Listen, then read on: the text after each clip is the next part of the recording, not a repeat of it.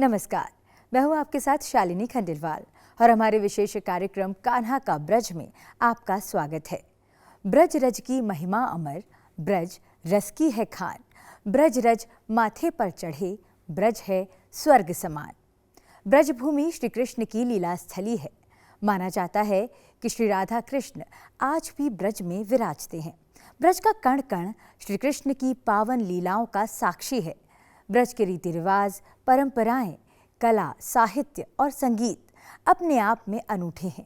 तो आज आपको रूबरू कराते हैं कान्हा के ब्रज से।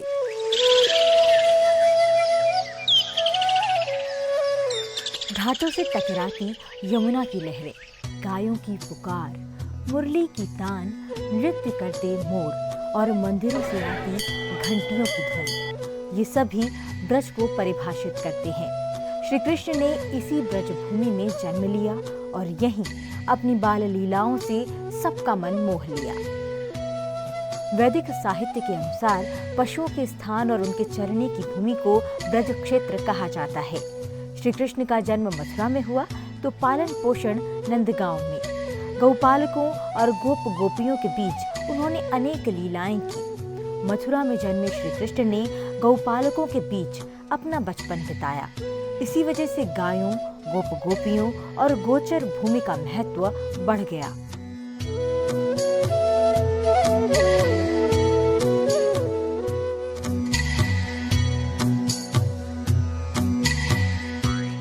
आज मथुरा और आसपास के क्षेत्र ही नहीं बल्कि राजस्थान का डीग और कामवन का कुछ भाग भी ब्रजमंडल का हिस्सा है। ब्रज की धार्मिक, राजनीतिक, ऐतिहासिक और सांस्कृतिक परंपरा बहुत गौरवपूर्ण रही है। मथुरा और वृंदावन ब्रज के केंद्र हैं, तो ब्रज संस्कृति और ब्रज भाषा का क्षेत्र बहुत विशाल है।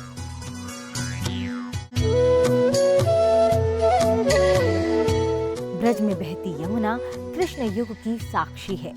यमुना की ये लहरें रसखान और रहीम के दोहों पर झूमी हैं, तो सूर और मीरा के पदों पर नाची हैं। हरि दर्शन के प्यासे। श्री कृष्ण ने यमुना को मान दिया, सम्मान दिया और कालिया नाग के दंश से मुक्त कराकर यमुना मुक्ति का अद्भुत संदेश दिया, जो आज भी तर्क संगत है। आज भी ब्रज में यमुना को श्री कृष्ण की पटरानी माना जाता है। हजारों लोग यमुना स्नान के लिए दूर दूर से आते हैं और यमुना को मुक्ति का मार्ग मानते हैं।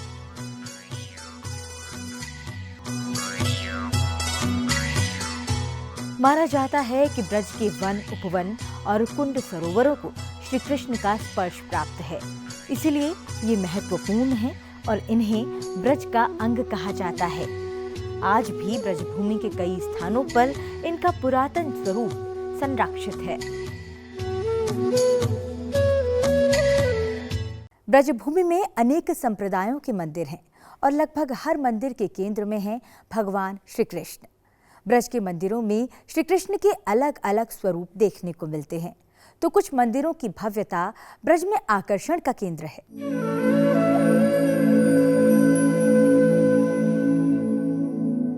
ब्रज का वृंदावन दुनिया में सबसे ज्यादा मशहूर है, तो अपने मंदिरों के कारण। ब्रज क्षेत्र की इस नगरी को मंदिरों की नगरी कहा जाए तो कुछ गलत नहीं होगा। यहाँ घर घर में मंदिर है, कहीं लड्डू गोपाल हैं तो कहीं विराजे हैं राधा कृष्ण। यहाँ श्री कृष्ण के अलग अलग नाम हैं, कहीं राधा दामोदर, कहीं बाके बिहारी, तो कहीं राधा रमण नाम से उन्हें पुकारा जाता है। ठाकुर राधा रमण का मंदिर यहाँ का एक प्रसिद्ध प्राचीन मंदिर है। इसका निर्माण 1542 में किया गया था। समय के साथ इस मंदिर में कई बदलाव किए गए और इसका नवीनीकरण भी हुआ। यहाँ ठाकुर राधा रमण के सामने उनकी लीलाओं के पद गाए जाते हैं, तो भक्त भक्ति के सागर में डूबे नजर आते हैं।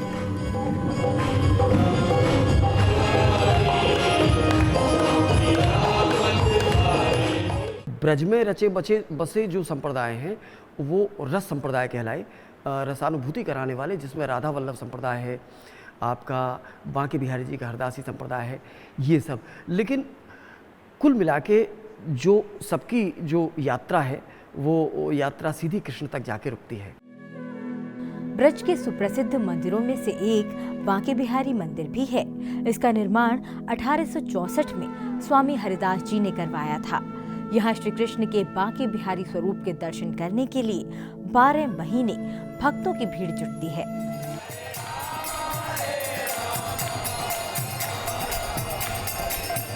हरे रामा हरे कृष्णा की धुन में तमाम विदेशी महिला पुरुष जिस मंदिर में देखे जाते हैं उसका नाम है कृष्ण बलराम मंदिर। लेकिन विदेशियों की उपस्थिति की वजह से इस मंदिर को अंग्रेजों के मंदिर का नाम मिला है, तो इस्कॉन नामक संस्था से जुड़े होने की वजह से इसे इस्कॉन मंदिर भी कहा जाता है। इसमें राधा कृष्ण की भव्य और काफी सुंदर मूर्तियां हैं।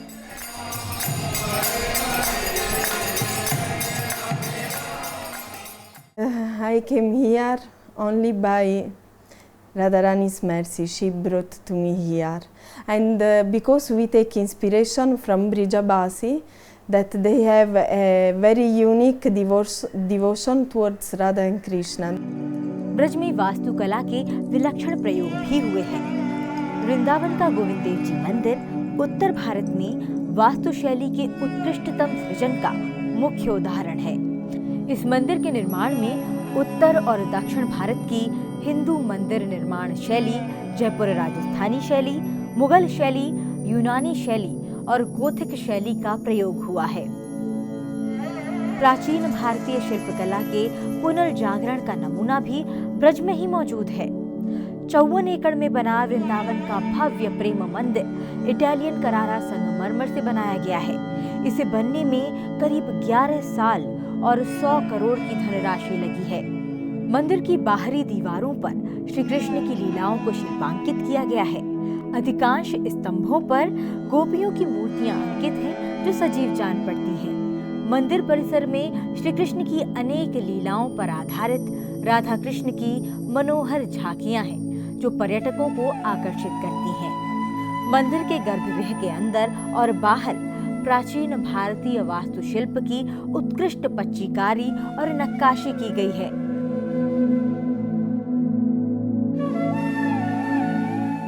यूं तो मंदिरों को सनातन धर्मियों के लिए उपासना का स्थान माना जाता है, लेकिन जब ब्रज के मंदिरों में हिंदुओं के कान्हा मुस्लिम कारीगरों के द्वारा बनाए वस्त्र ही नहीं पहनते, बल्कि उनके द्वारा बनाए मुकुट को अपने सर का ताज बनाते हैं, तो कान्हा का ब्रज पूरी दुनिया को एक खास संदेश देता है।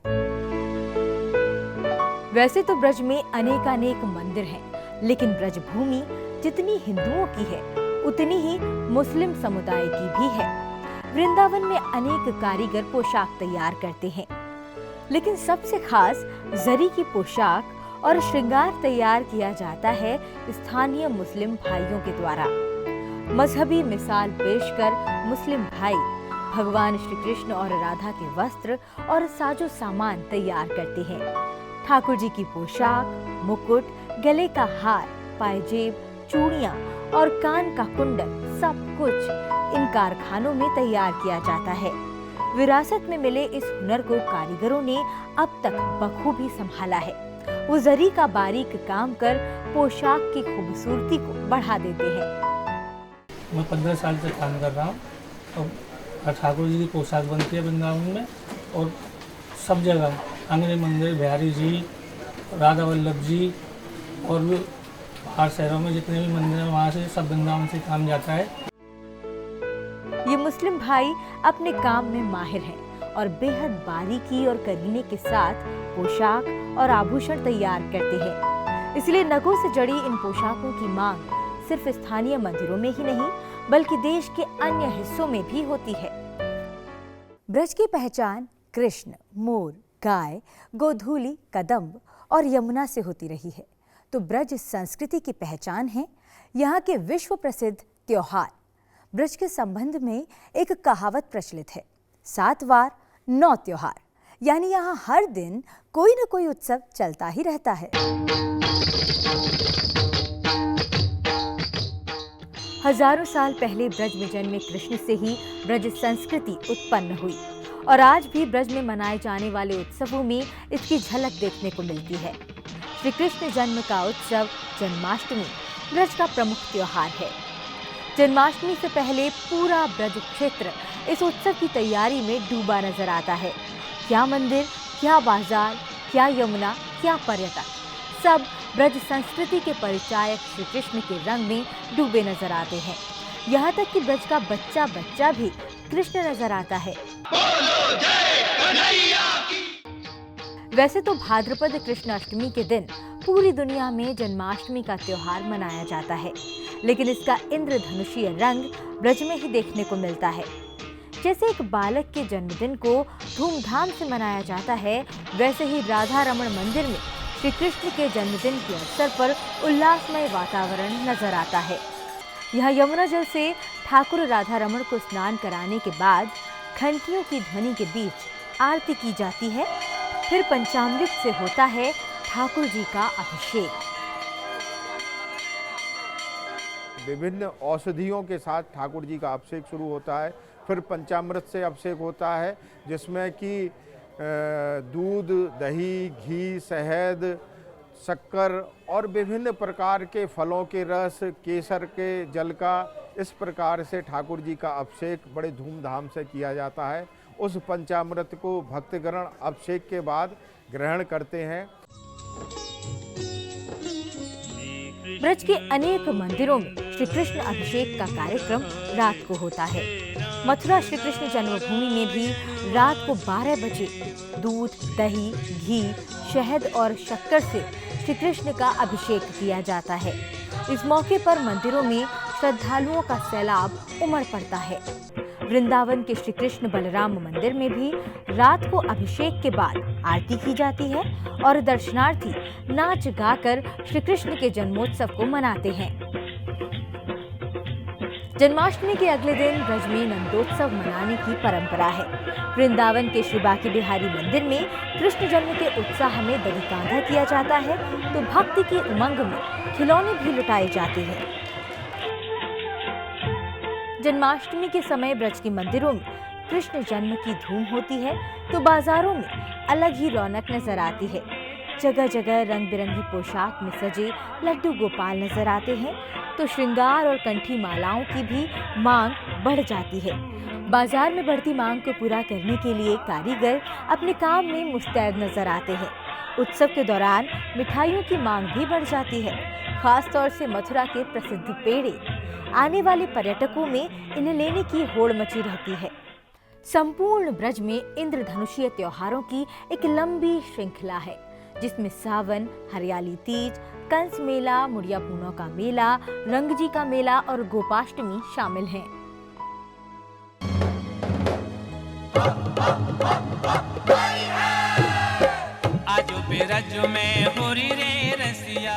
ब्रज का होली उत्सव भी अपने आप में अनूठा है और विश्व प्रसिद्ध है। ब्रज के मंदिरों में वसंत पंचमी से ही होली की शुरुआत हो जाती है। बरसाने में होली, नंदगांव की होली जो कि लठामार होली के नाम से प्रसिद्ध है। मथुरा श्री कृष्ण जन्म स्थान पर होली का आयोजन किया जाता है।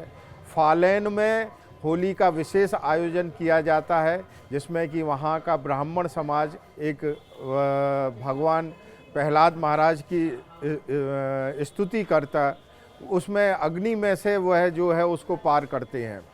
इसी प्रकार दाऊजी में हुरंगा होता है। वृंदावन में प्रत्येक मंदिरों में होली का उत्सव बड़े आनंद से रंग गुलाल के साथ उत्सव मनाया जाता है। उत्सव, उल्लास और अभावों में भी जीवन को पूरी मस्ती से जीना, हंसी ठिठोली, मस्खरी और चुहलपूर्ण जीवन ब्रजवासियों की विशेषता है। ब्रज के उत्सवों का हिस्सा बनने के लिए देश के कोने कोने से लोग यहाँ आते हैं, तो विदेशी भी इन त्योहारों के रंग में पूरी तरह रंगे हुए नजर आते हैं। There are always many festivals that they are going on dedicated to the Supreme Lord, to Krishna, and they are full of colors and they are full of joy and happiness, and especially there is a lot of devotion, and they are coming from all over India and all over the world only to attend this festival here. दुनिया के कई हिस्सों में ब्रज के उत्सवों का प्रभाव देखा जाता है। अमेरिका और ऑस्ट्रेलिया जैसे देशों में ब्रज का प्रमुख त्योहार जन्माष्टमी खास तौर से मनाया जाता है, लेकिन कृष्ण जन्म के उत्सव का जो समा ब्रज में होता है वो कहीं और नहीं। लेकिन ये कहना गलत नहीं होगा कि कृष्ण और उनसे जुड़े उत्सव सारी सृष्टि को एक सूत्र में बांधते हैं और प्रेम और एकता का संदेश देते हैं। कार्यक्रम कान्हा का ब्रज में हम आपको बता रहे हैं ब्रज भूमि के बारे में। ब्रज श्री कृष्ण की भूमि है, उनकी लीला स्थली है। इस नाते श्री कृष्ण ने अपने कई संदेश इस भूमि पर दिए और आज भी ये धरती श्री कृष्ण के संदेशों को संपूर्ण विश्व तक पहुंचाती है।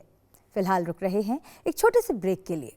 ब्रेक के बाद बात करेंगे ब्रज के साहित्य और कला की। आप बने रहिए हमारे साथ।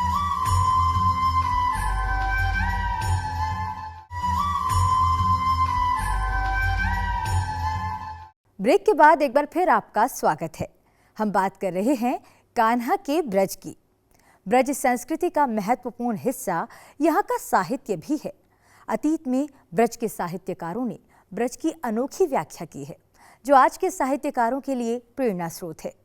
ब्रज ने पुरातन साहित्य को सहेजा तो कई लेखकों और कवियों को जन्म दिया। आइए जानते हैं ब्रज साहित्य को एक रिपोर्ट के जरिए। साहित्यकारों की स्थली रही है ब्रज भूमि।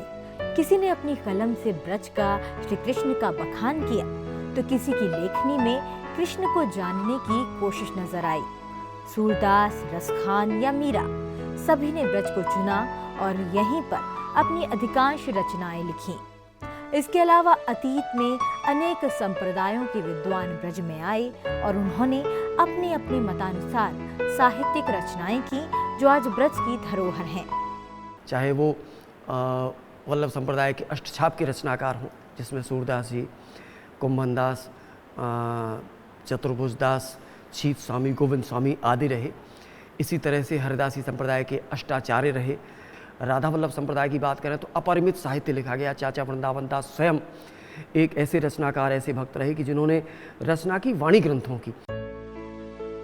ब्रज साहित्य में छाए हुए हैं ब्रज संस्कृति के अभिन्न अंग श्री कृष्ण। वृंदावन शोध संस्थान में ब्रज साहित्य से जुड़ी हस्तलिखित पांडुलिपियों, पुस्तकों, चित्रों और मूर्तियों का अद्भुत संकलन है। ब्रज साहित्य में अनेक ग्रंथ ऐसे हैं जिनमें श्री कृष्ण की अष्टयाम लीला का वर्णन मिलता है। जब भोग हम लगाते हैं तो उस समय की भी रचनाएं हैं, उस समय भी वो रचनाओं को गाते हुए भोग लगाया जाता है। श्रृंगार धारण कराते हैं तो उस समय की भी रचनाएं हैं। ब्रज का इतिहास, ब्रज संस्कृति की विशेषता, इसका बहुआयामी रूप, ये सब ब्रज के साहित्य में देखने को मिलता है। ब्रज के महान साहित्यकारों की कृतियां आज भी अमर हैं।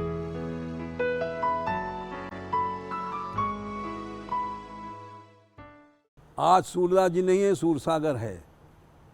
स्वामी हरिदास नहीं है, केलीमाल है। हरवंश जी नहीं है, चतुरासी है। ब्रज साहित्य में ब्रज कला, सांझी का भी वर्णन मिलता है।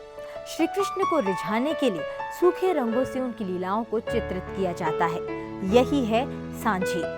पुराणों के अनुसार श्री कृष्ण ने राधा जी को प्रसन्न करने के लिए शरद ऋतु में यमुना किनारे सांझी बनाई थी। धीरे धीरे ब्रज कलाकारों ने इस कला को विकसित कर इसे पूर्ण रूप दे दिया। श्री कृष्ण के बिना ब्रज संस्कृति अधूरी है। श्री कृष्ण और उनकी लीलाएं हमेशा ही कला के साधकों को लुभाती रही हैं। किसी भी कलाकार को सौंदर्य चाहिए, खूबसूरती चाहिए, नटखट चाहिए, चंचलता चाहिए, वो सब कृष्ण के चरित्र में मिलती हैं। इसीलिए ज़्यादातर चित्र कृष्ण के जो बने हैं वो उनके बाल भाव के बने हैं, उनके माखन चोरी के बने हैं या उनके रास के बने हैं और वो सबको लुभाते हैं। ब्रज के ख्याति प्राप्त चित्रकार पद्मश्री कृष्ण कन्हाई तैलीय रंगों के जरिए ब्रज संस्कृति, कृष्ण के अनेक रूप और उनकी लीलाओं को चित्रित करते हैं। इन पारंपरिक चित्रों में सोने का काम किया जाता है और बहुमूल्य नगों का इस्तेमाल भी किया जाता है। कृष्ण कन्हाई का मानना है कि ब्रज की ऐसी नायाब कला सारी दुनिया में कहीं नहीं है। ब्रज कला में प्रमुखता भाव की है। बाकी कृष्ण की पेंटिंग सारे हिंदुस्तान में बनती हैं और भी पता नहीं कहाँ कहाँ बनती हैं, लेकिन जो भाव ब्रज की पेंटिंग में आता है वो भाव किसी और पेंटिंग में नहीं आता, और उस भाव के लिए इस स्थान की बहुत बड़ा महत्व है। ब्रज के अनेक मंदिरों में दीवारों पर सुंदर कलाकृतियां उकेरी गई हैं, तो कई मंदिरों में शिल्पकारों का उम्दा हुनर नजर आता है। यहाँ अनेक देशों से पर्यटक श्री कृष्ण को जानने के लिए तो कुछ उनकी भक्ति में ब्रज की ओर स्वतः ही खिंचे चले आते हैं। वो ब्रज की कला, संस्कृति और साहित्य को जानने के लिए उत्सुक रहते हैं, और कुछ तो वृंदावन शोध संस्थान में ब्रज संस्कृति पर शोध भी करते हैं। जैसे डॉक्टर इमरे बंगा हैं, ये जर्मनी के, हंगरी के हैं, लेकिन उन्होंने घनानंद के ऊपर कार्य किया है। इसी तरह एक थे प्रोफेसर एलन एंट्विसिल, अमेरिका के थे। ब्रज संस्कृति का महत्व क्षेत्रीय नहीं बल्कि सीमाओं से परे है। सारी दुनिया को प्रेम के सूत्र में बांधते हैं तो वो हैं ब्रज संस्कृति के प्रणेता श्री कृष्ण। संगीत सुनकर मन भाव विभोर हो जाए, आंखों से अश्रु आए, पैर थिरकने लगें और आप आनंद की एक अलग ही दुनिया में पहुंच जाएं, तो वो संगीत ब्रज का संगीत है।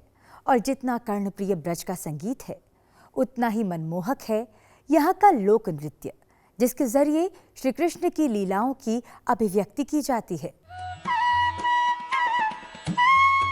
भगवान श्री कृष्ण की ब्रजभूमि का कण कण संगीतमय रहा है। कहते हैं कि श्री कृष्ण की बांसुरी से ही ब्रज संगीत ने जन्म लिया। आज भी यहाँ श्री कृष्ण की लीलाओं के गीत गूंजते हैं। मंदिरों में श्री कृष्ण के सामने ही गायक अपने सुरों को उन्हें समर्पित कर संगीत साधना करते हैं। ब्रज की बालाएं श्री कृष्ण की लीलाओं को सुनकर खुद को उनका हिस्सा समझने लगती हैं और नृत्य कर आनंदित होती हैं। यहाँ की नृत्य की जो खासियत है वो यही है, क्योंकि यहाँ के हर नृत्य में, हर गीत में कृष्ण और राधा के प्रेम की कहानी और उनके समय की सारी चीज़ें समाहित होती हैं, और वही रसों का भी उसमें समावेश होता है। मंदिरों में हरे कृष्ण की धुन लोगों को कृष्ण भक्ति में झूमने को मजबूर कर देती है।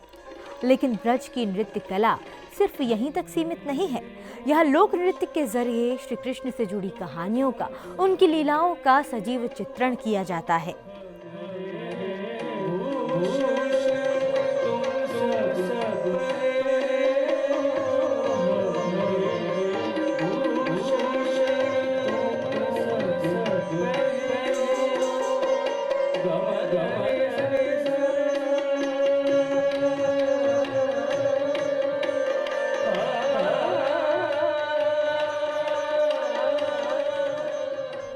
यश भारती से सम्मानित ब्रज की कलाकार गीतांजलि देश में ही नहीं बल्कि दुनिया के कोने कोने में ब्रज नृत्य प्रस्तुत करती हैं, और उनके भाव नृत्य के जरिए विदेशों में भी श्री कृष्ण की लीलाओं को समझा जाता है।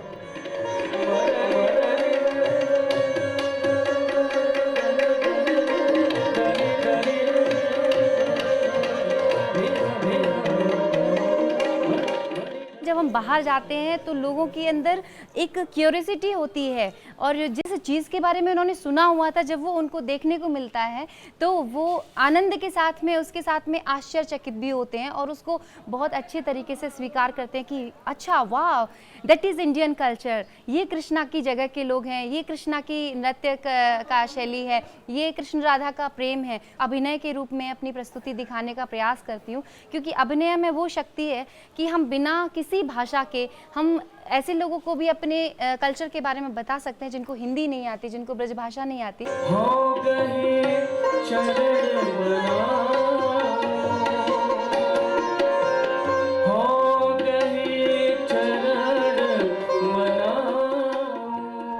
भारत की सभी नृत्य शैलियों में ब्रज शैली का अपना अलग स्थान है।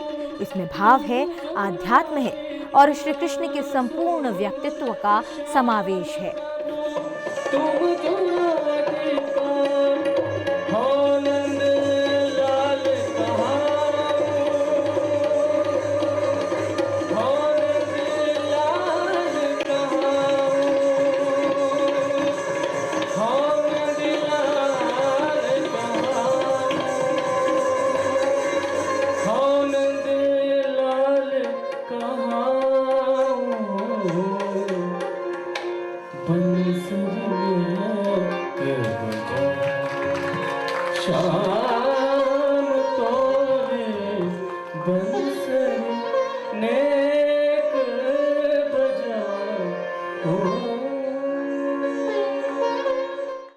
श्री कृष्ण से जन्मी ब्रज संस्कृति आज भी विशिष्ट है, महत्वपूर्ण है और पूरी दुनिया में भारत की पहचान है। कार्यक्रम कान्हा का ब्रज में फिलहाल इतना ही। मुझे दीजिए आज्ञा। नमस्कार।